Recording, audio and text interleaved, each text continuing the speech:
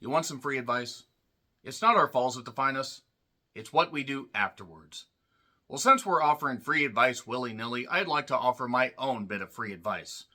Movie studios stop producing bland, boring, basic bitch horror prequels like Apartment 7A, a Paramount Plus original written and directed by Natalie Erica James, who did a film called Relic, and also written by Christian White, who did a Netflix production called Clickbait and also was involved in the production of Relic, and written by Skylar James in their feature credit. That's right, 3 writers. It took 3 writers to do this prequel to Rosemary's Baby. Did you know they were doing a prequel to Rosemary's Baby? Most people didn't. I actually totally forgot that this film was coming out until I checked the listing and was like, wow, this came out? Let me check it out. I haven't even seen any footage for this, but I'm like, all right, I'm down. Horror prequels are usually really goddamn good. Oh, wait. No, they're fucking not. Annabelle Creation was. The First Omen wasn't. That came out just a little bit ago. A totally unnecessary horror prequel. Speaking of totally unnecessary horror prequels, who was asking for a prequel to Rosemary's Baby? One of the most iconic cult classic horror films, I would say, of at least the last 60 or so years. The film came out in 1968. It still holds up. Sure, there are things that have aged, the fashions, the camera tricks and stuff like that, but it was well done. It was, crazy. It was nutty, and it had a hell of a goddamn ending because it was what they didn't show that really, really got to you. And also what the director did, and that's why he had to flee the country. But let's get back to Apartment 7A. So yeah, Paramount decided, let's just do this because The First Omen was so wildly successful, but we're going to put this out on our streaming service. This is based on the book by Ira Levin, and look, I'm going to say right now, the cast is actually pretty talented. You have Julia Garner, who was in The Royal Hotel. That is a terrific movie you need to check out. She plays Terry. If you have not seen Rosemary's Baby, by the way, you need to check that out. But even if you haven't seen Rosemary's Baby, you won't understand how this movie ties into Rosemary's Baby. But what you will be able to understand is just how generic, soulless, and again, a basic bitch of a prequel this was. Because even though there are a few decent shots and a couple neat little set pieces, and the cast tries, the writing is terrible, any of the new directions that they try to take the story don't work. And also, again, it is so obvious where it's going, and since you usually have to see the, original movie before you see the prequel, anybody that has seen Rosemary's Baby needs to understand that you are not going to get anywhere close to that. Any of the jump scares are absolutely terrible. Some of the cheapest jump scares. I will say this movie did provide some unintentionally hilarious moments. Some that I will talk about in the spoilers. One that's about an hour in that involved an elderly lady and Terry that had me laughing to the point I had to pause it. I was actually losing. I was having to stifle laughter. It was so goddamn amusing in the worst way possible. This also is almost a beat-for-beat story arc of the original, just rushed a little bit because the original was, 2 hours and 10 minutes or something like that? This is an hour and, hour and 44 minutes with end credits, and it feels every bit of it, if not, feeling like it's about 30 minutes longer. So I do want to say, though, that Diane Weist, I believe that's how you say it, she was in Law & Order. She was a recurring character. Jim Sturgis, he's pretty good. Kevin McNally, he's been in some good stuff. There's talent in the cast. And Julia Garner is really, really fucking good. I highly recommend you check out The Royal Hotel. And even though I didn't care for, Natalie's film Relic, I will say I understand that, why people like it. And it did have good atmosphere, and it had some good shots, and it had a good story. It just didn't grip me. I didn't care for the presentation. I didn't really find it scary, but I understand what they were going for. Now, I believe that they just said, okay, you do something like this, and we'll give you, something for a next project. I don't really know because I'm obviously not involved in this stuff, but I cannot imagine that anybody looked at this and said, yeah, this is a good final production, because there are some shots, some CGI that are fucking goddamn awful. There's some shots, they throw out all pretense of anything that is, any mystery that was from Rosemary's Baby, even though really now if you watch it with today's eyes, you can see where a lot of this shit's going. But in this one or whatever, they treat Terry like an even bigger idiot. Now, for those that have not seen Rosemary's Baby, Terry is a, minor character in that kind of pushes a few story elements along in the original one. So this is fleshing out her backstory. They really should have just left this one in the goddamn drafts. So, yeah, basically Terry busts her ankle. She was a dancer. She can't keep on dancing. The Gentry's lied to her. And now, while recuperating, the Castavets, Minnie and Roman, who were in the original, who worked, or who really were nice to Rosemary, and they took Terry in like their own and everything. Basically, we see how their relationship developed. And now they were good to Terry, and there were no sinister things involved. Nothing at all. Why would you think that? Yeah, there isn't really a lot to say without getting into spoilers, but there are just terrible, terrible jump scares.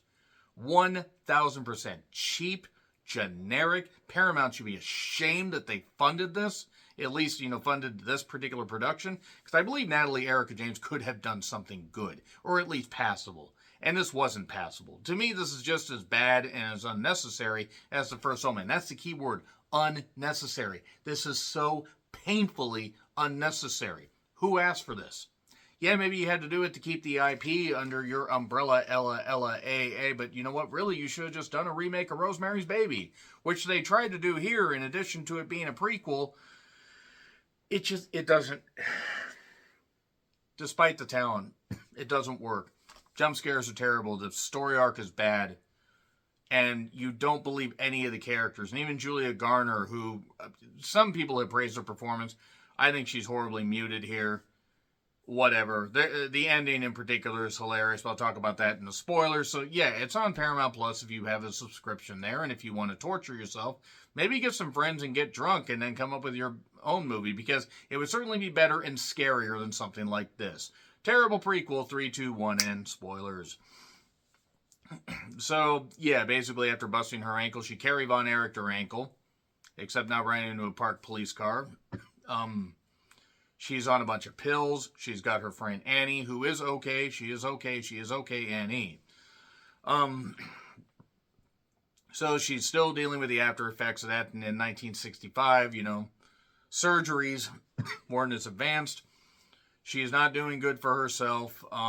She's not doing well for herself, basically, as far as popping pills and stuff like that. But she does end up getting a role in a production because there is a particular character, Alan, played by Jim Sturgis, who is kind of takes a liking to her. And that's because he lives in this particular apartment complex.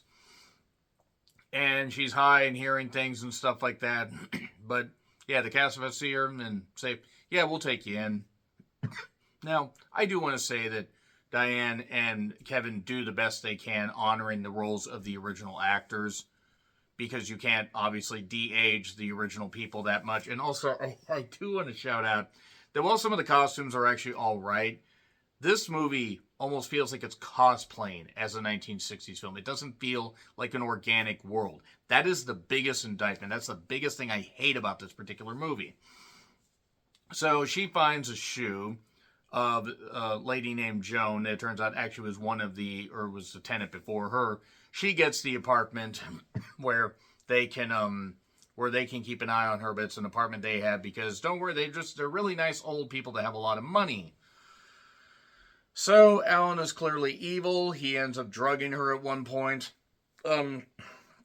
After she shares her story about losing her mother when she was young and dancing was her escape. And she gets drugged. And it turns out she ends up pregnant a little bit later. In a prequel to Rosemary's Baby. My God, I didn't believe they really just did a shot-for-shot thing of this. So, why was the demon bedazzled? I have a question. I mean, it was a choice. It was just a dumb choice. And, yeah, she's just she's all out of whack and everything. The Castavets are instantly, glomming onto her. In the original, at least, yes, they were glomming on like that, and it was a little overbearing. But at least it sort of made sense. All this just feels like plot convenience. One old lady helps her out with Rosemary and Peppermint. The jump scare noises, once again, though, are just absolutely abysmal. They do a Christmas costume party. Annie is okay, dressed up as Dorothy. But then we see Dr. Saperstein, who was, in the other one. Get it? Do you get it? Oh, look, we have a necklace with tapis root. Do you get it? Are we hitting you over the head enough with the references? We did these better in 68. And in Be My Baby, they must have gotten the rights to that song and said, well, damn it, we're going to use it. They do it at one point. That was a song at the end of the Barbarian, by the way, in the credits. But yeah, it's about halfway through and then also at the end. So she got pregnant by being drugged and put in a cult-like thing. Terry has an issue with a woman named Vera, and I have an issue with the stylist Vera Wang because it's terrible stuff. But nevertheless, the jump scare stuff, it's just cheap and not earned. Oh, look, we have Terry in a laundry scene with a blonde, just like in Rosemary's Baby. So it's really not that much of a prequel, in all honesty. Now that I think about it, it's more like half of it's a goddamn prequel. And I can't get over how paralyzingly dull this whole thing is. Terry is kind of bland. Alan is totally creepy. Other characters are just, eh. They honestly could have just, cut out another 20 minutes. We wouldn't have missed shit. The old lady, though, that shows up. Oh, I think you got out of your apartment. And she realizes she can't do this or whatever. And so Terry's ankle's healed and she can do all this stuff and gets this part, and then all this crazy stuff is going on. But this old lady tries to kill her and is trying to stab her and doing all this, and she throws her and then she's trying to stab her underneath the door, and I don't know why it was so hilarious to me. But this scene had me dying laughing. If you have seen this scene, were you laughing? Am I just a terrible person? Probably both. But god damn it. This was so hilarious. I lost it. It was so bad. So badly acted. And then basically, she's not doing all that well, the elderly lady. She finds the evil book in a cubby hole, in a secret passage thing, throwing all pretense out the whole deal. Oh, yes, and Vera suddenly has bad stuff happen to her, and she folds into a pretzel. But never mind that. Let's get to, her investigating Joan's appearance and finding her stuff and finding a holy Bible that burns her hand. And she has this evil book. And she goes to this church, and she's not doing well because she's carrying the spawn of Satan. And this nun is like, oh no, they've gotten to you too. She mentions about this cult. You have to get away from this hotel or this apartment complex. It's so stupid. It's so stupid how they just heap this stuff on there. Because it's not scary. It's not earned. At least in the first Omen, there wasn't anything earned. But at least looked better than this. But yeah, she just throws exposition at her. And then it turned, God, that was so hilarious. I don't know why that made me laugh so much. But then it turns out that it was a night with the cult cabal, and she was basically taken advantage of. Dickish. Very dickish. Don't do that. So Alan basically is like, oh, well, you found our lair. You found this. And then he berates her. She stabs him. Do you feel powerful? And then he dies. Point of this? What was the point? What was the point? What was the point of any of this? What the fuck? So yeah, he's dead. Whatever.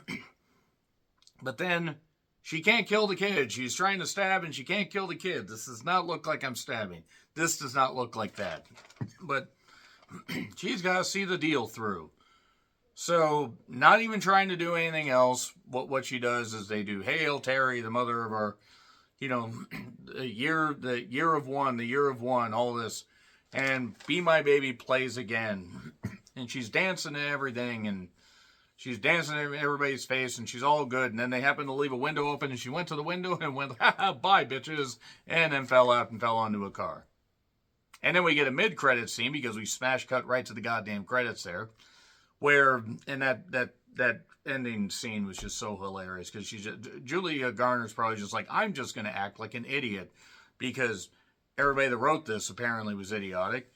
And then we get a mid-credit scene where, oh look, the cast of it are, talking to Rosemary and her husband, whose name escapes me right now, because I've been up for a number of hours. But nevertheless, yeah, talking to actors playing them, and Just fuck it. Just fuck it. God, fuck you, Apartment 7A.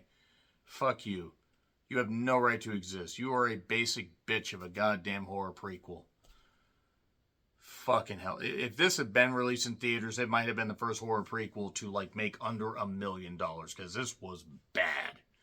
Unnecessary, bland, and just stupid. But there were some hilarious moments. It's just the problem is it's marketed as a horror movie. It gets an F. Of course it gets an F. It might beat The First Omen, for being on the worst movies of the year list. I don't know, because I've watched a whole bunch of stuff. Anyway, agree, disagree, what I said, like, share, subscribe, Twitter handle in the description. I'm John Riplin. I'll see you soon.